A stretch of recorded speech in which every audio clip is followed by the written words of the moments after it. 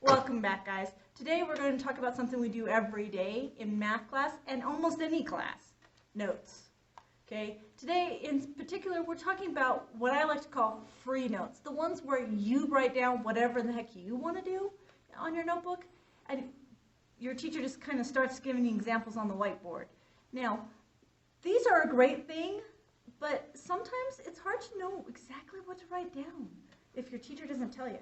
So first, what I like to do is I always have a notebook for class, and I have the next blank page, marked with a paper clip. I put a paper clip on it so that I know which page I need to start on. And I'm not looking in the middle of my notebook, no matter where it is, to be able to find that. Okay?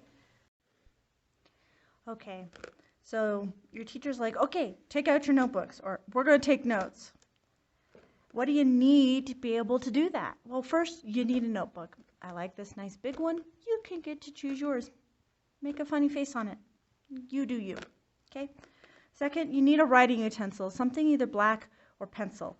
My favorite is actually pencil, because then if I make a small mistake like a sign error, I can fix it really easily, and it's not something that's permanent and cluttering up my notes. However, for this video, I'm going to be using a black pen because then you can actually see what I'm writing a little bit easier. Okay. Also, you're going to need color. You can use highlighters, crayons, colored pencils. It doesn't matter. And you don't need a lot of them. One or two is more than enough. The idea is that you can show the important things, the things that you really need to focus on your notes. Okay? Next, I'm going to open up to this page here. This is the page that I had my paper clip on. That way, I know exactly which is the next blank page in my notebook. Okay? I'm going to label this page 10. This is my page 10 of my notebook. And then I'm going to take notes. At the very top of my page, I'm going to write down whatever the teacher says we're learning today. Sometimes they don't say it. They're like, oh, this section of your notebooks, but you can kind of tell later on in the thing. But I'm going to write down across the top what we're doing today. I'm going to put our topic. Okay? Be specific. If you're talking about solving with distribution, write solving with distribution. If it's, matrix multiplication, right? Matrix multiplication. Okay? Be specific with your topic. Then, most teachers won't tell you the exact steps you need to write down or what to write down. They just start into the first example and they start explaining their example. So they'll write their example on the board or they'll tell you what's going on, and then you write it too. Triple check that all of your signs are exactly the same. Uh-oh, I have an extra thing there, see? Now I'll have to erase that. Okay, so 6 parentheses, x minus 2 parentheses plus 5 equals negative 2x plus 1. That's what I wrote. I have an extra little squiggle on there. I'm going to have to squiggle out, okay?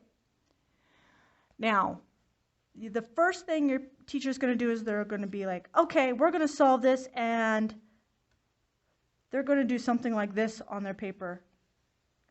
And the first step to this one is distribute. So your teacher's going to say, the first thing we're going to do is distribute. Well, don't just start distributing on your paper. They're like, the first thing we're going to do is distribute? Well, then over here, write distribute with the 1 on it. That's the first thing they did. Write it down. Don't write 15 words. Don't write a whole paragraph. But 1 word to tell you what you're doing on that step is great. Also, it's a great idea to show how you're doing that. Okay? I'm highlighting it so I remember that this 6 has to be multiplied to the x and to the negative 2. Highlight the important piece. You don't have to highlight every piece. Highlight the important piece. Next, combine like terms. Now, do I have to write out every word if I know that CLT means combine like terms? No. You don't. These are your notes, not a book. So it's okay to abbreviate if you remember what it is. I use CLT for combined like terms every day. Maybe you don't. Maybe you do need to write combined like terms or C like terms. Okay? Here's my like terms.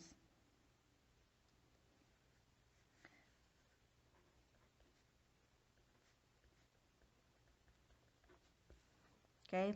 Next step, your teacher's like, oh, well now I have x's on both sides. Ooh, I better highlight that because that's kind of important. There's my negative x, and there's my x there. Okay? Highlight them both and be like, oh, well I need to move those to the same side.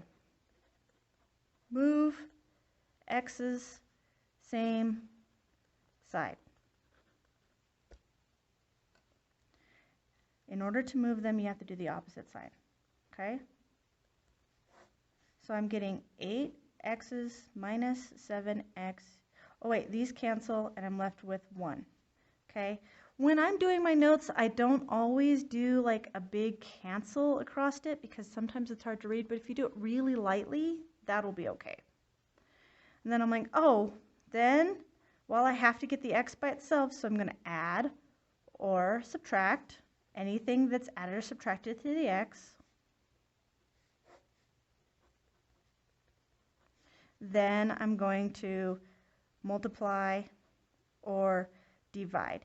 Yeah, at the very end here, I'm not on the lines. Do you have to be? No. In fact, sometimes when you're working with a teacher who's just going through the examples, sometimes they go through the examples really, really fast. And so it's hard to be able to write perfectly in your notes. That's okay. They're notes. But don't try to smoosh everything up into a teeny tiny little spot. It's better to use more paper and write a little messier than when you're trying to write messy when you're writing really, really small. Because it's harder to read when you get home, and there's going to be things where you're missing a sign or such. So make sure you're taking time to watch the signs. In fact, right here, I'm going to be like, oh, I need to remember something my teacher said. They said watch signs. So I'm going to write watch signs because that was super important. I put it in color and I made it bold so that I remembered it later. Okay? Is it okay if you take 2 or 3 pages for a section of notes? Yes, because they're your notes. Nobody's judging you. Okay? Take as much room as you want. Now that you've found your notes, you've finished your assignment, your teacher's like, okay, now pull out your homework. Okay, that's great. But how am I supposed to find these later?